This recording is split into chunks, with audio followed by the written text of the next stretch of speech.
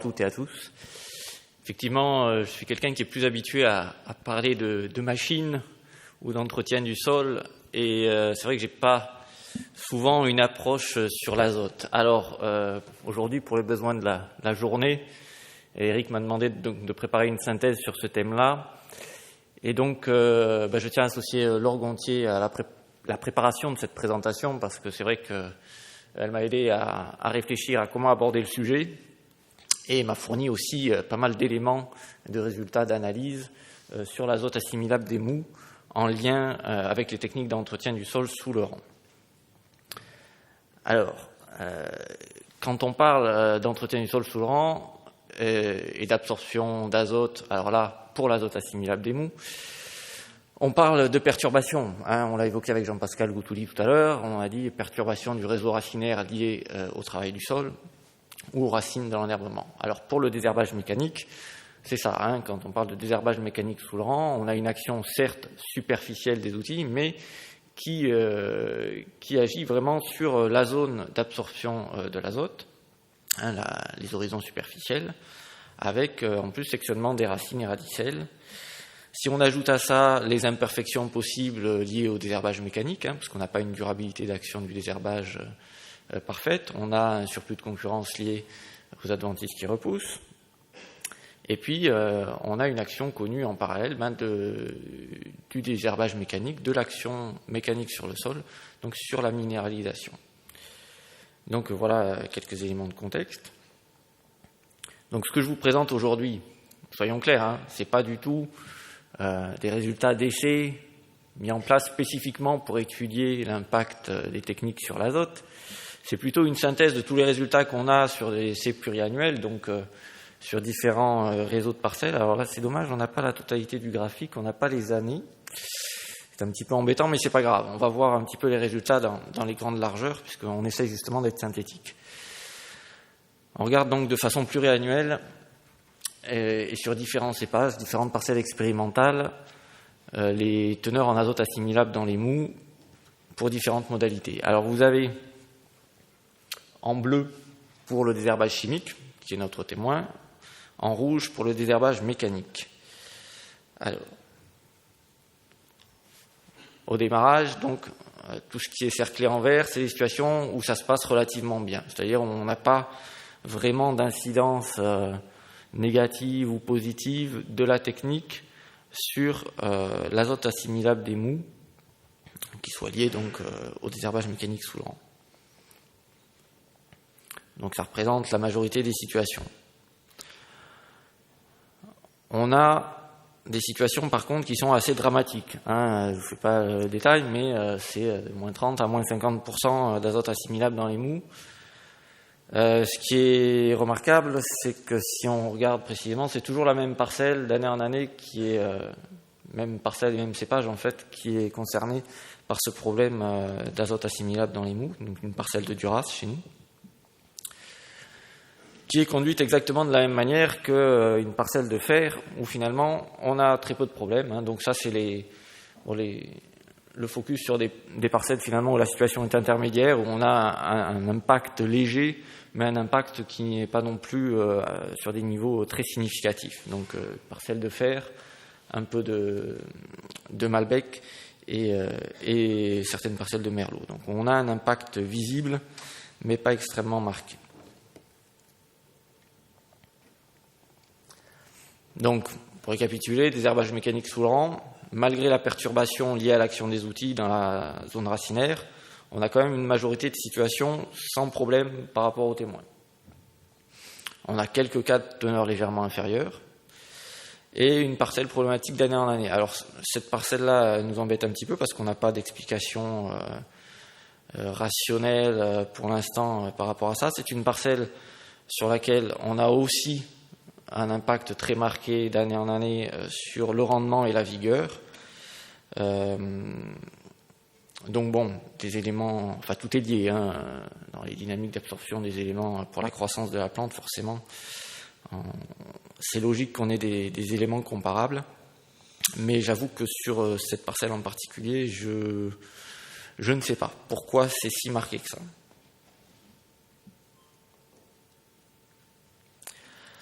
Donc le graphique suivant en fait vous présente les niveaux, les teneurs en azote assimilables dans les mous sur une parcelle en particulier, donc une parcelle de merlot, sur laquelle en fait on a différentes modalités d'entretien mécanique du sol sous le rang. Et si je vous la présente, c'est que c'est une parcelle qui nous avait paru intéressante dans le suivi en azote dans le suivi déjà des rendements et des vigueurs, puisqu'en fonction du mode d'entretien mécanique sous le rang qu'on avait, on avait des impacts différenciés sur le rendement et la vigueur.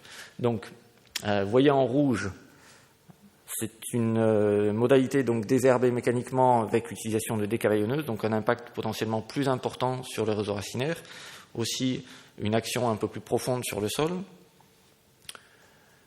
L'histogramme vert donc représente une modalité d'entretien mécanique beaucoup plus superficielle, et vous avez le témoin en bleu. Ce qui est intéressant pour moi, c'est que sur 2009-2010, où on avait des impacts différenciés sur le rendement et la vigueur, ici, au niveau de l'azote assimilable, on peut dire qu'il n'y a pas de souci. Par contre, en 2011, là, on commence à voir des différences qui apparaissent, qui ne sont pas forcément liées au mode de désherbage mécanique, mais plutôt, je dirais, à un impact combiné de la technique de désherbage mécanique et de la sécheresse, donc qu'on a évoqué avec la remarque de M. Boulanger tout à l'heure, où on a eu un printemps très très sec, et peut-être que cela a accentué en fait le phénomène.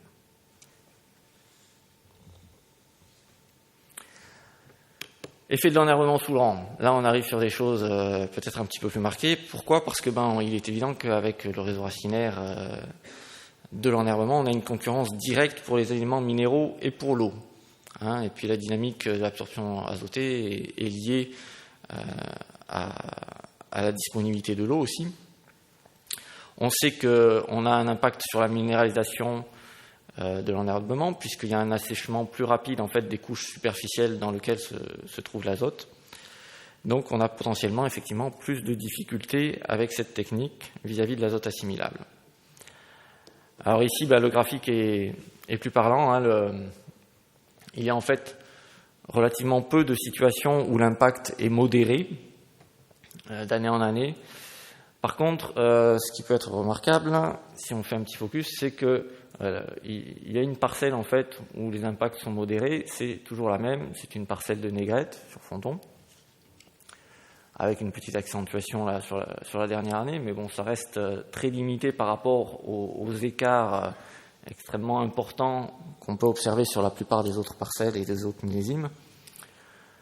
C'est une parcelle plus âgée que les autres. C'est une parcelle peut-être avec une implantation racinaire différente. Alors après, cela est discutable puisque on sait que l'azote disponible pour la plante est plutôt en surface, mais c'est un constat. Aujourd'hui, je ne peux pas aller plus loin que ce constat-là sur cette parcelle avec plus ancienne, on va dire, peut-être plus à l'équilibre. L'impact de différenciation des pratiques est moins marqué que pour les autres.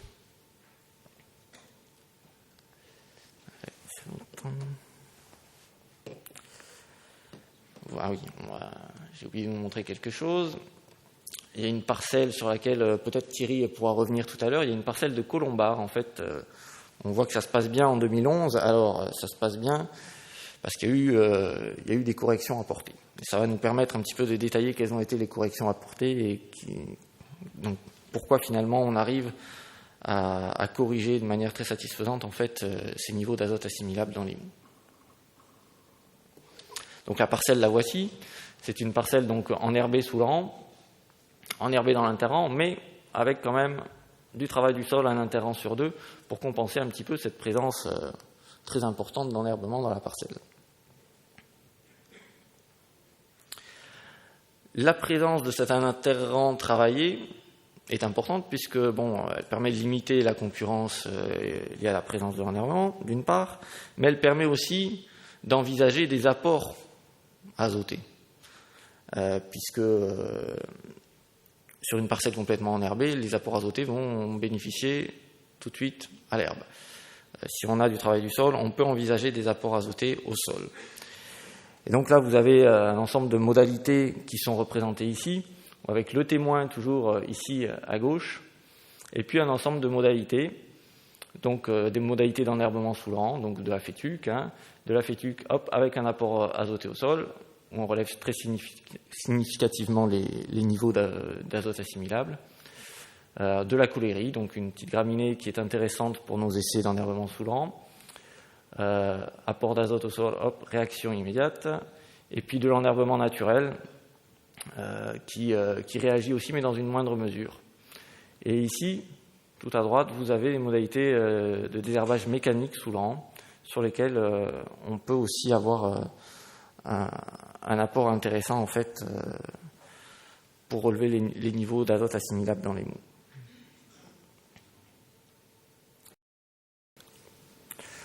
Il y a d'autres moyens de correction, on l'a déjà évoqué, que les apports au sol. Il y a les apports foliaires. Alors c'est juste un exemple. Vous avez ici donc le témoin en fait qui est en vert cette fois-ci, qui représente donc le désherbage chimique sous le rang. Non, pardon, c'est une erreur. Ici, on n'est plus avec un témoin de désherbage chimique, on est avec un témoin enherbement sous le rang. Et ici, des apports différenciés. Alors, azote apporté après récolte, donc on n'a pas de résultat, puisque ça c'est des mesures juste à la récolte. Et donc, on est à peu près au niveau du témoin, c'est normal. Et apport d'azote à floraison, qui a relativement bien marché pour remonter les niveaux d'azote assimilables.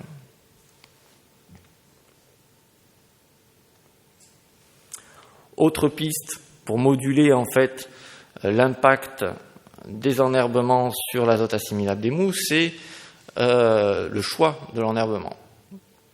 Et une des pistes donc, que nous avons testées, c'est l'intégration de légumineuses dans ces couverts implantés sous le rang pour limiter la concurrence azotée et donc remonter si possible les niveaux d'azote assimilable. Alors sur ce schéma, qu'est-ce qu'on voit ? On voit ici donc le témoin désherbage chimique avec un niveau d'azote assimilable dans les mous satisfaisant. Des modalités enherbées qui sont, sans surprise, très nettement en dessous. Par contre, si on regarde dans le détail, pour la fétuque ovine, par exemple, qui marque énormément, quand elle est associée avec du trèfle blanc, on a quand même une petite tendance à l'amélioration. Même si on ne revient pas au niveau du témoin, on est quand même un petit peu mieux que dans cette situation-là. Deuxième exemple, avec le dactyle, donc qui est très concurrentiel et marquant, on arrive de la même manière à remonter à des niveaux plus acceptables en association avec du trèfle blanc.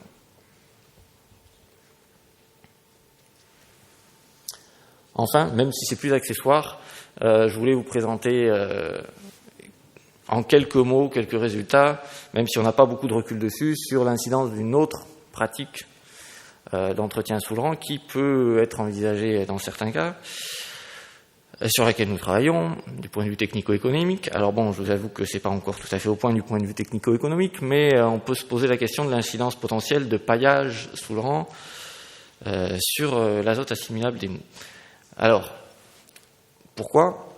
Déjà, ces paillages, ils se dégradent progressivement, et cette dégradation est à la fois libératrice d'azote, mais aussi consommatrice d'azote par les bactéries en fait du sol qui vont participer à la dégradation. Donc les deux aspects combinés. Deuxième point d'interaction possible, ces paillages au sol maintiennent, au moins pendant un petit moment, une humidité qui est plutôt favorable à la minéralisation. Alors nous avons pas mal de types de paillages différents en test.